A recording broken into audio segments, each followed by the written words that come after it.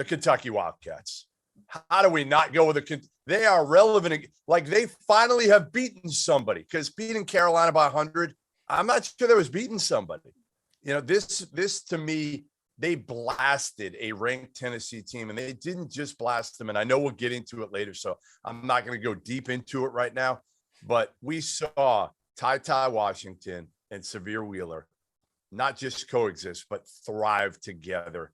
And that two-point guard lineup is what I envisioned.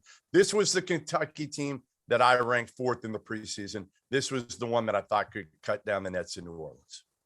Yeah, we're going to talk plenty about Kentucky. Just real quick before we do, my biggest storyline, number one loss, man.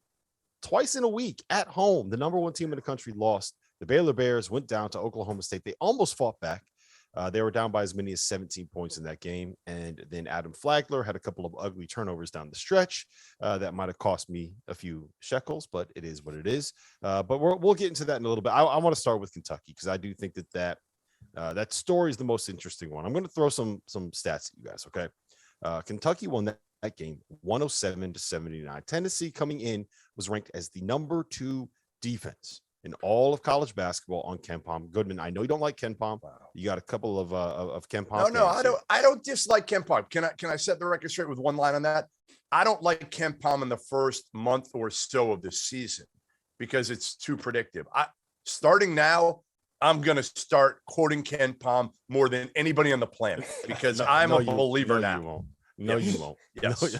No, you won't. Anyway, Kentucky became just the second team this season to shoot 65% from the floor and 60% from 3 against the Division I opponent. The only other team that did it was UMBC against American. Kentucky did it against the number 2 defense in college basketball. This was the first time that somebody had a 60-90 game in the SEC since the 1990s, and the 67.9% that the Kentucky Wildcats shot from the floor was the best that someone has shot from the floor in a Coach Cal game this season. Goodman, talk to me about these Wildcats. You took a little longer to come onto the bandwagon than some of us, but I did, because they hadn't beaten anybody. I know they had beaten some teams and blasted them. Again, Carolina, Western Kentucky.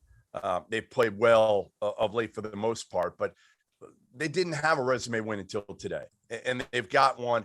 And again, I just wanted to see Ty beat Ty, and it took him, honestly, Sahvir Wheeler getting hurt in order to do that, because you were able to put the ball in his hands more instead of just playing him at the 2. Now he became more of a 1 the last couple of games. And to be honest, he got his confidence back. I don't think he had it through a lot of this year. Now he's got that swagger back.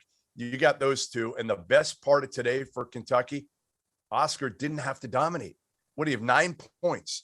He had 9 points. Davion Mintz made shots. This is why I love this Kentucky team. I think Ty is their best player, their most talented player, but you've got multiple guys who can make shots from the wing.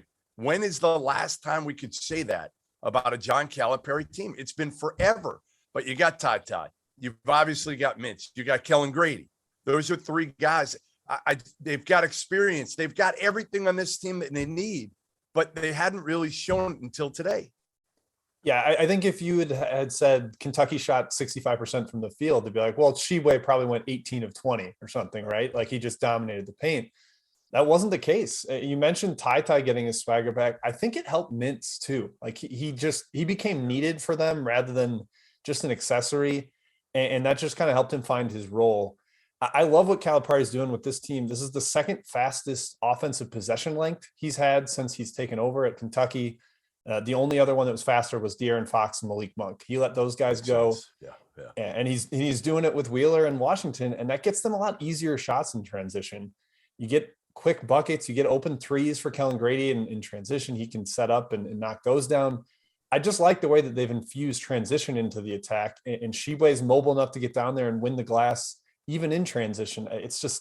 It's a harmonious attack, and when they're as hot as they were today, no one can stop them, including the number 2 defense.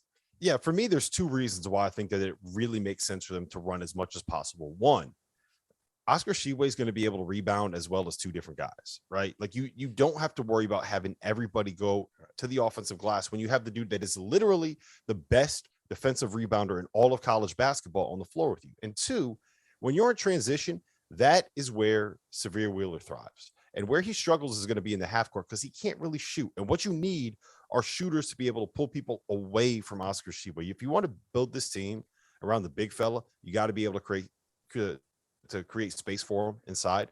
And I don't know if you can do that with Sahvir Wheeler trying to play a half court game. Let him run, man. That's where he thrives. Let me ask you guys this.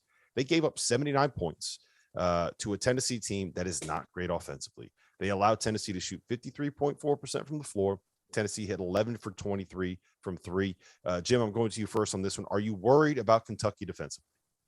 Maybe a little. I mean, there's still not like a great individual defender team, especially on the wing. That's not really what Kellen Grady's best at. And if you want to throw Jacob Toppin out there, then you're maybe taking a slight hit offensively. But sometimes there are just games like this where you're going up and down, your offense is really clicking, and maybe it hurts the defense a little because you know you can go back and score right away the other time. I feel like I've been in games like that where it just turns into a shootout. So yeah, not a great performance against a Tennessee offense that has really struggled in some big games, but I think the story is more the offense and the fact that we know that Kentucky now has that gear. That should be the thing that's scary to me, Jeff. But Jeff, let me ask you this. Are they good enough to beat out Auburn for an SEC title? Do you think we're at that point yet? Hell yeah. Absolutely. I mean, they don't have anybody that can match up with Jabari, right? I mean, that's going to be the issue, but I don't know if Auburn's small guards. I don't know if Auburn's small guards either are going to be able to match up with like Ty. I just think Ty is still scratching the surface of what he's going to become. I really believe that. And I believe you're going to see the ball in his hands more.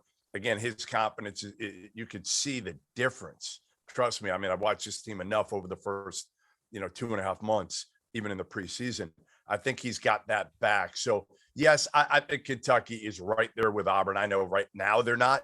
You have to put Auburn at 1 or 2, and we'll get into that debate here soon. But ultimately, I think Kentucky's still coming. I still think they've got a ways to go, and their ceiling, because they have so many guys that really haven't played with one another. I mean, if you think about it, Sahvir, again, he's been hurt. You got these transfers, freshmen, guys, and now they got the holdovers are role guys. That's what they should be. Yes. That's what they should be on this team, and that's what they are now.